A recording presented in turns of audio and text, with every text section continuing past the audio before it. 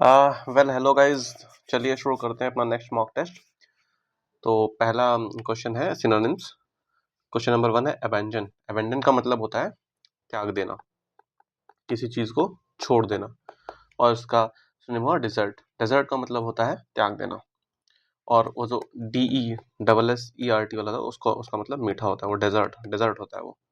Next है benevolent. Benevolent का मतलब होता है दयालु। बेनिवोलेंट का मतलब होता है दयालु। और इसका सिनोनिम हुआ ऑप्शन नंबर 1 काइंड हार्टेड। मेलिवोलेंट का मतलब होता है जो गंदा हो या फिर जो ईर्ष्या रखता हो, जो ईर्ष्या रखता हो।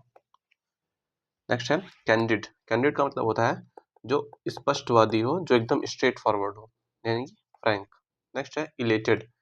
इलेटेड का मतलब होता है उत्तेजित, उत्तेजित या फिर एक्साइटेड। और इसका आंसर हुआ ओवरजॉयड या फिर एक्साइटेड। नेक्स्ट है विंडिकेट। विंडिकेट का मतलब होता है साबित करना या फिर सबूत, साबित करना या फिर सबूत। और इसका आंसर हुआ option number B justify. Next है ऑब्लिटरेट। ऑब्लिटरेट का मतलब होता है मिटाना या फिर साफ करना। और इसका आंसर हुआ डिस्ट्रॉय। डिस्ट्रॉय का मतलब होता है खत्म करना। नेक्स्ट है एंटोनिम्स। और क्वेश्चन नंबर 7 है एफ्लुएंट। एफ्लुएंट का मतलब होता है जो धनी हो। और इसका एंटोनिम हुआ पुअर। वेल्दी, प्रॉस्पेरस और रिच, ये सभी एफ्लुएंट के सिनोनिम्स हैं। नेक्स्ट है डोसाइल। डोसाइल का मतलब होता है जो जो सीधा साधा हो या फिर पालतू। और इसका एंटोनिम हुआ स्टबर्न। स्टबर्न का मतलब होता है जिद्दी। नेक्स्ट है हैम्पर। हैम्पर का मतलब होता है बाधा, यानी कि हिंडर। और इसका एंटोनिम हुआ एड। एड का मतलब होता है किसी चीज को सहायता देना। नेक्स्ट है मेलिसियस। मेलिसियस का मतलब होता है द्वेषपूर्ण या फिर घृणा करना या फिर गंदा। और इसका एंटोनिम हुआ काइंड। इसका एंटोनिम हुआ काइंड। नेक्स्ट है फ्रुगल। फ्रुगल का मतलब होता है कंजूस।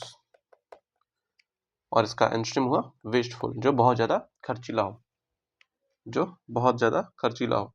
नेक्स्ट है एमिकेबल। एमिकेबल मतलब जो मित्रवत हो, जो बहुत ज्यादा फ्रेंडली इन नेचर हो, जो फ्रेंडली इन नेचर हो। इसका एंटोनिम हुआ हॉस्टाइल। हॉस्टाइल का मतलब होता है दुश्मनी, सॉरी हाँ हॉस्टाइल दुश्मनी या फिर घृणा कह सकते हैं। नेक्स्ट पोर्शन है वन वर्ड सब्स्टिट्यूशंस का। और क्वेश्चन नंबर 13 है person who believes in fate. एक ऐसा इंसान जो अपने फेट में बिलीव रखता हो, उसको बोलते हैं फेटलिस्ट। ऑप्टिमिस्ट जो होता है वो ब्राइट साइड ऑफ थिंग्स को देखता है। और जो पेसिमिस्ट होता है वो dark side of the thing देखता है, वो dark side of the thing देखता है। नेक्स्ट है a speech made without preparation. बिना प्रिपरेशन किए हुए जो स्पीच देते हैं उसको बोलते हैं एक्सटेम्पोर। नेक्स्ट है one who is unable to pay his डेब्ट। यानी कि वो इंसान जो अपने अपना कर्जा नहीं पे कर सकता, उसको बोलते हैं इंसॉल्वेंट। उसको बोलते हैं इंसॉल्वेंट मतलब कि दिवालिया। नेक्स्ट है question number 16 a person who can use both hands equally. एक ऐसा इंसान जो अपने दोनों हाथों को एक साथ यूज कर सकता है, उसको बोलते हैं एम्बिडेक्स्ट्रस। एम्फीबियंस वो होते हैं जो लैंड एंड वाटर दोनों जगह पे रह सकते हैं। नेक्स्ट है a collection of poem. Poem के कलेक्शंस को क्या बोलते हैं, उसको बोलते हैं एंथोलॉजी। पोएम्स के कलेक्शन को बोलते हैं एंथोलॉजी। नेक्स्ट है idioms and phrases. Question number 18 है to beat about the bush. To beat about the bush का मतलब होता है फालतू की बकवास करना, to talk indirectly. Question number 19 है to call a spade a spade. To call a spade spade का मतलब होता है to to be blunt and honest, ईमानदार होना।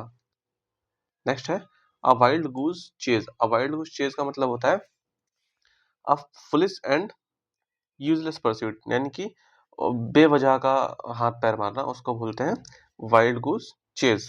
नेक्स्ट है to take with a grain of salt. To take with a grain of salt इसका है to accept with doubt, यानी कि सिर्फ नाम मात्र, नाम मात्र या फिर सीरियस ना लेना। To burn the midnight oil.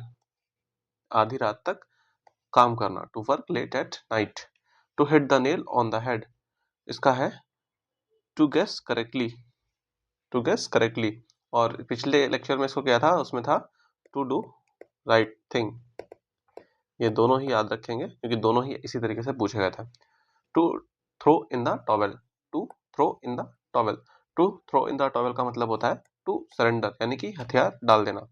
To cry over spilt milk, इसका मतलब होता है हिंदी में कहावत है ना, अब पछताए होत का जब चिड़िया चुग गई खेत, तो उसी का ये इंग्लिश वर्जन है, to cry over spilt milk.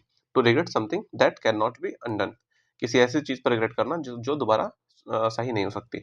तो इस तरीके से लेक्चर कंप्लीट हुआ। Thank you very much.